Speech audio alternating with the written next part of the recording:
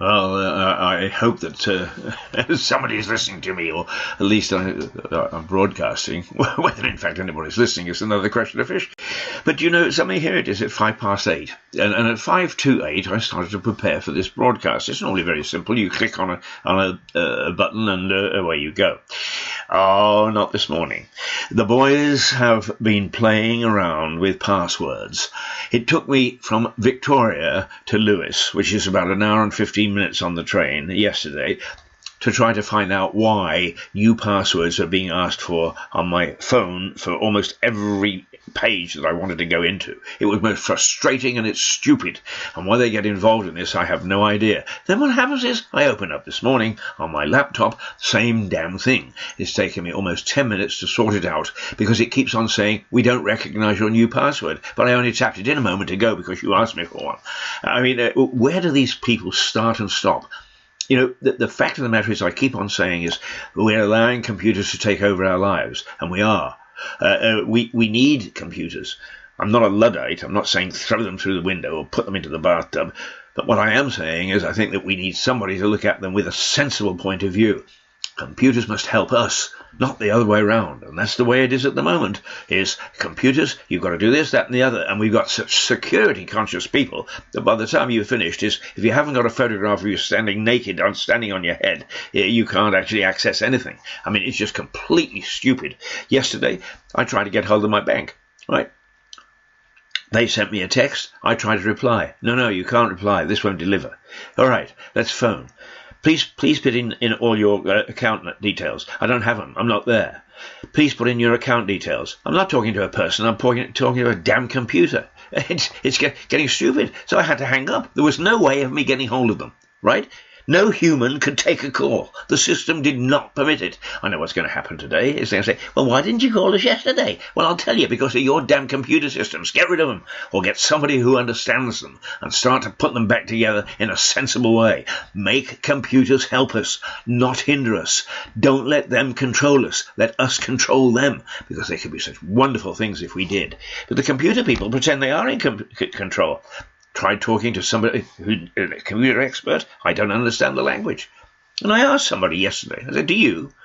And he was quite young, actually. And he looked at me and he was rather embarrassed. And he said, no, I have to say I don't.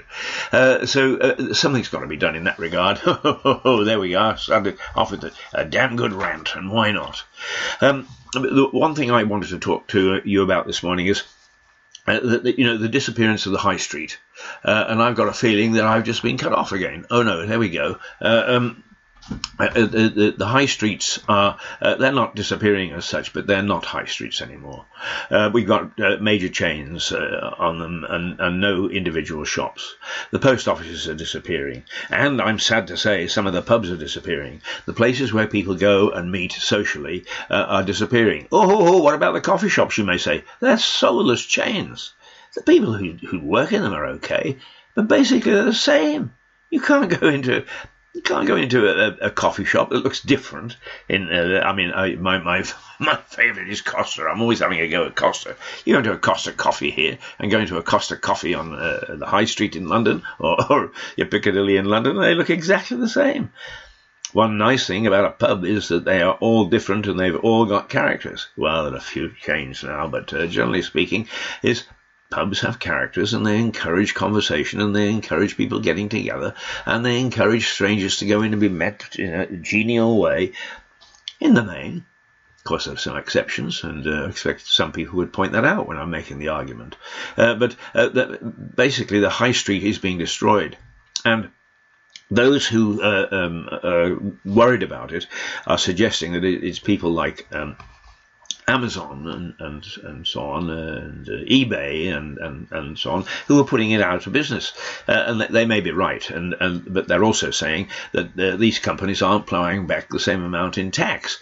So what's happening is local authorities are setting business rates for the little guy that should be set for the big guy, and the little guy can't afford them, so they're disappearing, and that is absolutely right. So it gets me back onto my favourite topic of local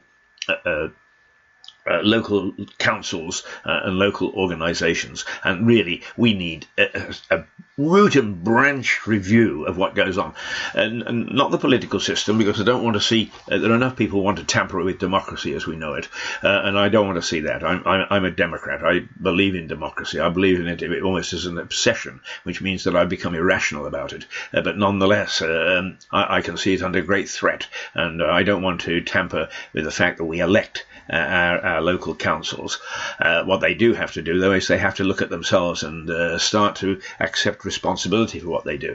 First of all, let's take away all these perks that they have. You know, if you belong to a committee, you get so much. If you have to go on site to look at something, you get so much. Well, that's all very well. That's a salary or fees by the back door. Let's be open about it. Let's be more than open. Let's start to talk about it. Let's hear from the councils. Get some good PR. They haven't got any. The other day I asked the Lewis people, who handles your press inquiries? And they had to look in the books until they found somebody with a title that sounded as if it was. They don't have anybody. That's the truth of the matter. They simply don't have anybody. In this modern age, when the private sector pays a small fortune to make sure that they stay in touch with the media. I'm not saying the private sector is any better than the public sector in terms of wanting to hand stuff out, but the private sector understands much better that they need to have communication with their publics. Well, in the main they do. I mean, there are big organisations like Southern Rail that still haven't understood, first of all, what marketing is all about. They think marketing is tampering with coffee shops, but when it comes to looking after their customers, what they did was they changed the name. We're not a passenger anymore. I can't remember whether they're a client or a customer. We're something, and the guard isn't a guard anymore. He's an onboard supervisor or something of the sort. The only one that seems to have kept its name and is doing very well for it, thank you, is the driver. Will the guard please contact the driver? Will the onboard supervisor please contact the driver? I mean, it's all crazy, isn't it? It's silly. But what happens with the trains is, if they're running late, they stop it short to put it back on track. Now, that's operational. That's got nothing to do with the marketing. That's got nothing to do with looking after the client. So don't try to con us that you are train companies, and that's part of your failure. You haven't got the public on side with you, and it's about time that you understood that and you started to do something about it. And councils are the same. We've become a nation that seems to want to hide under the counter. Are we ashamed of what we're doing? Are we ashamed that we can't provide these services? Or are we ashamed that we say that we provide public services, but in fact what we're doing is we're feathering our own nests, or at least, if not feathering our own nests, is we're busy making sure that we don't let them know the policies which are more geared to some objective or other, but not to the public for whom they are supposed to serve. Wow, I am on the way this morning, aren't I? But anyway, the Daily Mail, along with other newspapers, is starting a campaign, Save Our High Streets, Mirador Television, and we're going to actually support that. I'm going to write to them this morning and say that you've got our full support. Don't care whether you like the paper, don't like the paper, or in between. If they run a campaign like this, we're for it. Let's save our high streets. Because what's happening, in my view, is that kicks on. The moment that we start to take away the social factor from our high streets, that's when people start to pull out knives.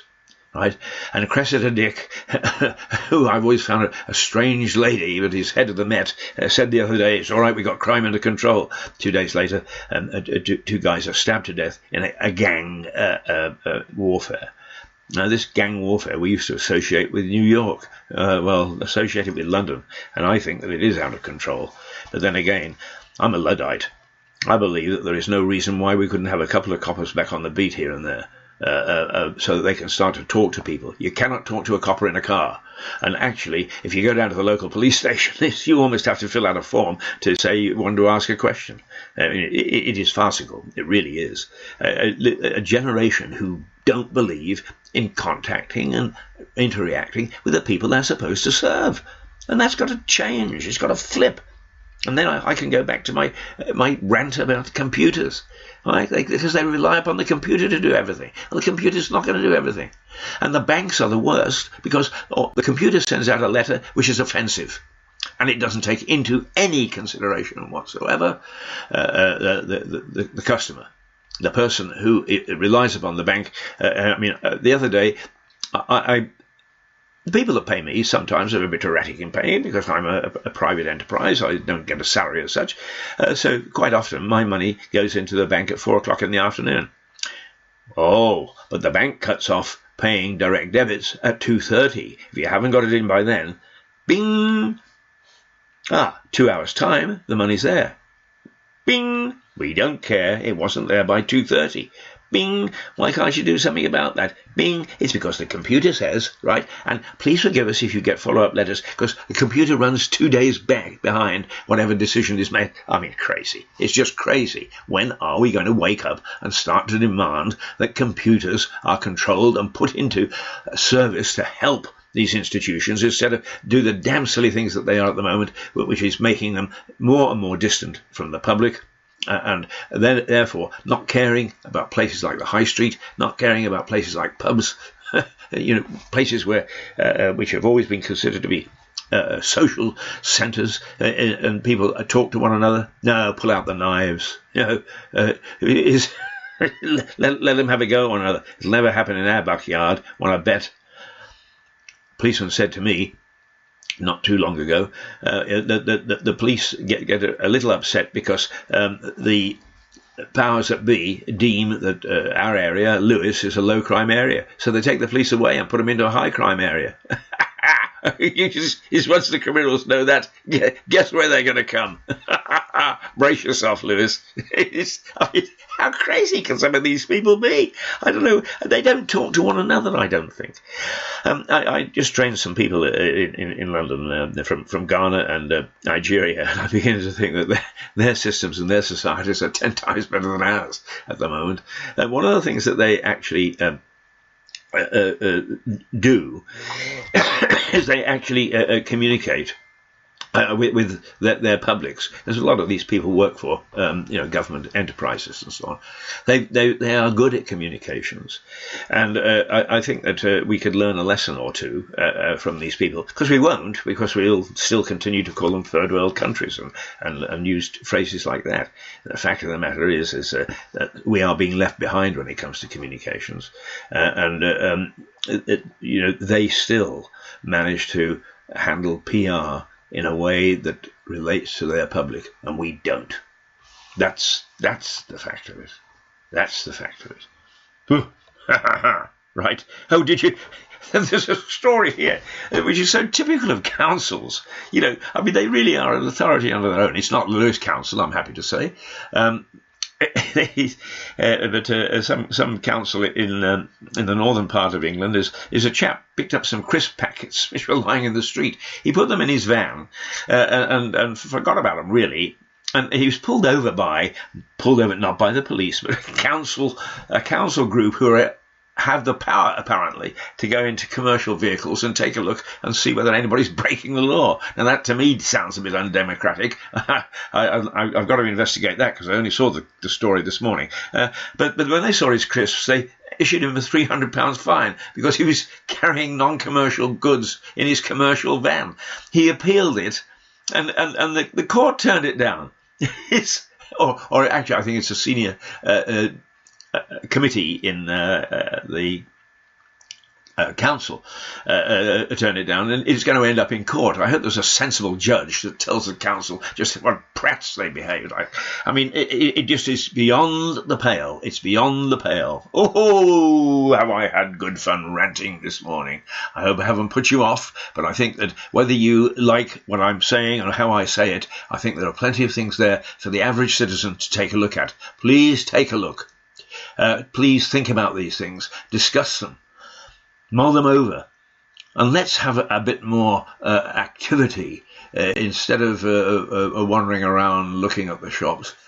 Get stuck in. Let's get some of these things changed. Let's let the councils know that they cannot bully us and dominate us and domineer us. We expect them, we have to have them, but we expect them to serve us, and to serve us well and faithfully and true, and not to use the computer as an excuse when they make stupid decisions that affect us all and affect our lives. That's it for this morning. Good morning, Keith Hayes. Toodle pip.